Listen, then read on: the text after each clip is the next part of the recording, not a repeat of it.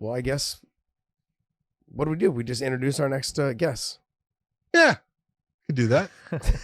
You guys are ridiculous. Well, John, you go ahead and do the introduction, my man. You do all the introductions. Well, we do have a good guest for everyone. He does have a fight coming up, and I think we were just talking about it. And he is the champ. We've got Conor McGregor coming on to do just a little bit of talking on the Weighing In podcast. How you doing there, sir? What's up, John? All right. How are you? You're looking sharp as hell already. That pisses me off, man. I'm sitting here in a damn sweatshirt. You're in a suit. Yeah, it's handy because, in this day and age, you can do the interviews from my home. So we're doing this media day and it's all from the home. So I've got the suit on and I've got the slippers on too. Hold on, he's got the Toms. He's got the Toms there, man. Oh, geez. We were just talking about our producer, Dave, here. He likes to wear Toms. And so and Big John and I were just making fun of him. We're like, hey, how are you gonna wear Adidas sweats with your Toms and then rock a Henley shirt? What's going on, buddy? Get a little style, my man. Yeah. So, how are you guys? You good? We're real good. How you feeling? Very good, very good. Weight's coming down nice. Everything's on point. I'm very excited to get back in. Here, your training's going very well. Yeah, everything's going well. We wrapped up the last double split, 2 a days yesterday. So now it's just single sessions.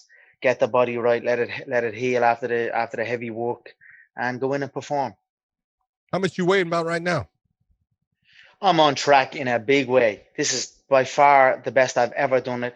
I've been the most committed to it. I've not made 155 pounds in a while, so I wanted to be. The last time I made it was not so good. It was a tough one. I wasn't as committed as I should have been. And this time I left no stone unturned, and I'm ready. The weight's in a really good place. I've also bags of energy. What have you done differently in this camp, nutrition-wise, all those things, to get yourself back down to 155? I have a nutritionist that's working with me, Tristan Kennedy. He's an Irish guy. He's very, very all in on the project, all the stuff he's had me taking. I have not, sometimes when you do these cuts over a long period of time, you hit walls almost, and you got to kind of, it's like you get run down or something. I've had none of that this time. I've got my weight down correctly. I'm not doing a shock cut. I've transformed my body into a lightweight frame again. And, like I said, I've had so much energy. I sparred 5 rounds yesterday. I also done 5,000 meters on the rower yesterday evening. So that's a solid day. And I wake up jumping out of bed. I'm fresh, full of energy, and I could go again and again. And, I've not long to go. I'm just about there. We have two. Sorry, John. We have two sleeps. We have 2 sleeps before this fight, which is very unusual. The weigh-in is Friday evening. We got Saturday night sleep, and then obviously the fight Sunday morning. So that's 2 sleeps before the fight. So, man, I'm going to be like a greyhound out of the trap for this fight. So I'm buzzing. You're basically responsible for making this fight happen, because you were kind of getting just pushed to the side about fighting, and then weren't giving you a fight. And you came up with this thing. Hey, Dustin, you've got a charity. So you came up with this whole thing until finally you pushed Dana into a point of, we need to make that fight. Yeah, well, I had to do something, John. I started the year with a bang. I applaud you, man. I loved it. Thank you. It went the way it went. Me and Dana were at loggerheads for a while, and I'm happy that we got to where we're at now. We're in a good space. I can get my bout in here in January. Dustin's a hell of a competitor, and I hope we continue 2021 as we were supposed to continue 2020. Obviously, it wasn't just, there were a lot of factors in the 2020 situation. 2021, we seem to be on top of things more. There's certainly more opportunities now. There's more options. There's many lightweight contenders. I'm very excited to be back down at the weight. For me, a while ago, it was almost like, man, I don't know whether I want to get down to this lightweight division again. It's a lot of dedication, a lot of commitment, but I have put myself through that throughout the Christmas. I've done it for myself, for my team, for my fans. And I'm in a great place now, and I'm going to continue that and keep it. And I'd love to put in a good stint here in the lightweight division. Similar to what I've done in the featherweight division. I've not really had a good crack at the lightweight division. Obviously I came into the UFC as a 145 pounder. I'd done what I'd done there. I'd done great things there. And then I went for the lofty goals to become the dual weight champion. I'd done that. And then obviously, the Floyd fight, the 170 escapades and these type of things. I've not had a good stint back to back at 155 pounds. Now I feel this is a perfect opportunity to do so, and I'm very, very eager and excited to get in at 155 pounds and showcase myself at this weight again. So is this transformation of your body, this is leading you up to a long stint at 155 then? For sure. Okay, so then we're gonna see more of you then after this fight with Dustin. We'll continue to see you at 155. Have you had any talks with Dana about how many fights in a year? Are we looking, and if there is gonna be multiple fights, are we looking at title shot maybe next after this fight? Yeah, I believe they'll offer me the title shot after this. In reality, it could be now. It probably should be now. Dustin's certainly atop this division. He sparked Justin. He knocked Justin out. I believe he beat Oliveira also. So I feel it should be for a title now. It's no problem that it's not, though. I don't, like I said to someone else, I don't think Dana would have given me the title straight away. A title opportunity straight away, especially the way things were between us, but I will get in and I will earn my way and do what I've got to do. And I believe the lightweight title will be next. You've been in the fight game since basically 2008. So we're talking almost 13 years here. You've been in the UFC probably 7 of those. What is it now that makes you that you and you can look at and say, this is what's different about Conor McGregor now at 2021 compared to all those things that I was doing in the past? Maturity. I am a father now. I've gone through a lot in my life under this microscope and in this spotlight, and I've certainly become a more mature man. I've taken all the lessons on board, and I'm going to put them to my advantage, and I've been putting them to use, and remain committed, remain structured, the true keys to success. And I'm excited to go in there and perform.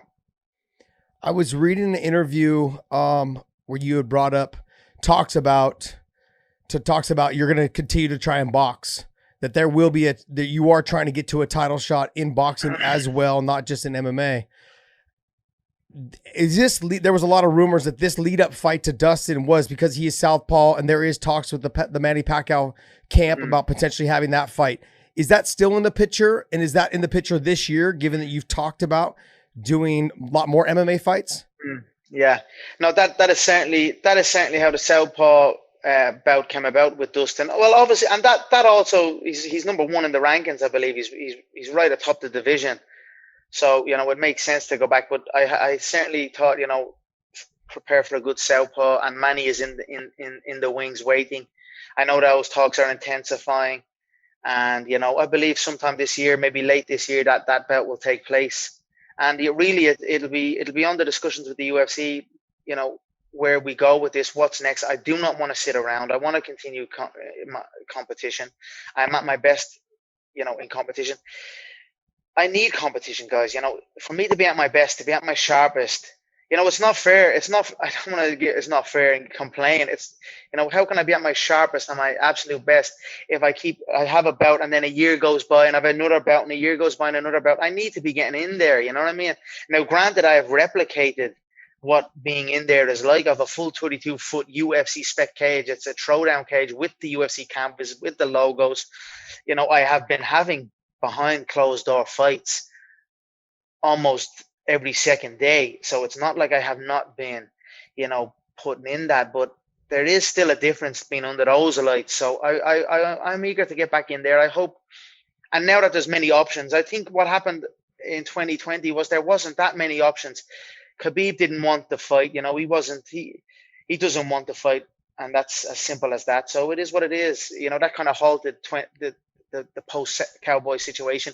I had the meeting with Dana and Lorenzo post that fight, and we just couldn't really, what was next was the question, and we just couldn't really answer it at that time, and we still didn't answer it, but now I feel the lightweight division is moving into a spot. There's many good contenders. I suppose I've committed to lightweight, which is a big thing. It's allowed options to flourish, and that's it. I see no issue with much competition this year, and I'm very excited about that.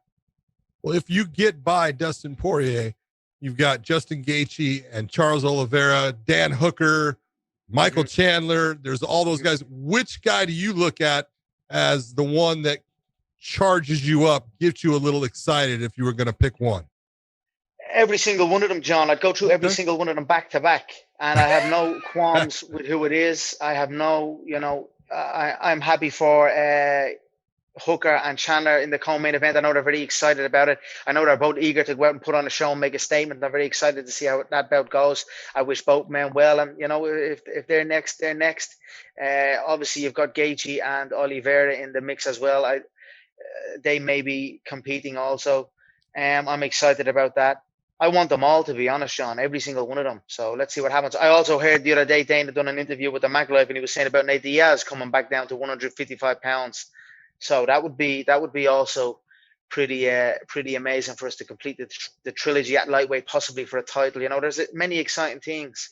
I don't overlook guys that maybe had a bit of a slip also in the division, because it happens in this game. I look at the likes of Tony Ferguson. I still think he's a solid fighter. There's a lot of things that have gone on between myself and Tony regarding the management situation, and over the years, I would be open to a Tony Ferguson bout also. And if the other guy comes back, if he has the balls to come back and step in, if he stops running away, we are here for that also. So I know Dana's going to go over and try and speak to him, and you can only pull the wool over someone's eyes for so long before your true character shows. And the fight must take place. If bouts are to happen, they must take place. That was going to be my next question.